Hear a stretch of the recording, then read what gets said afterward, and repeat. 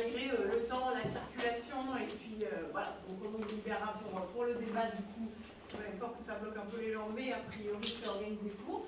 Alors je suis Virginie Vock, consultante en marché public, ça fait un peu plus, non ça va faire 14 ans on va dire que je forme et que j'accompagne les entreprises mais aussi les acheteurs publics dans une thématique qui est en fait améliorer ses pratiques. Alors pour les entreprises évidemment ça va être améliorer son positionnement, alors déjà avoir un positionnement si toutefois ce n'était pas le cas, et quand c'est le cas l'améliorer, et puis pour les acheteurs publics c'est améliorer leur procédure d'achat tant juridiquement que autant que possible, on en parlait juste avant avec Benjamin, avec une vision un peu économique, un peu une vision terrain.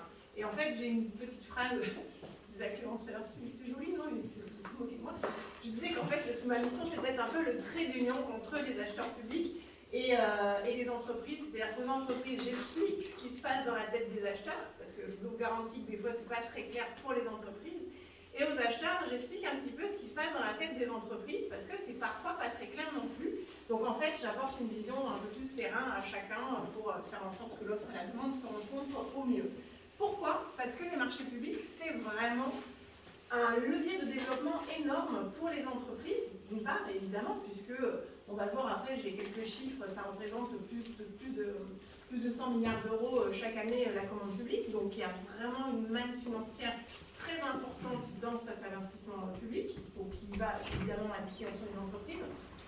Et puis pour les acheteurs publics aussi, c'est un outil de pilotage hyper intéressant, et notamment pour les collectivités territoriales, puisque ça leur permet de faire travailler plus d'entreprises du territoire. C'est en rapport absolument avec ce que vient de dire Benjamin. L'investissement dans le cadre, dans les prochaines années, va aussi viser à pouvoir favoriser, je l'espère en tout cas, les entreprises locales, les TPE, PME au marché public. Alors, je vais juste apporter une petite précision sur cette histoire de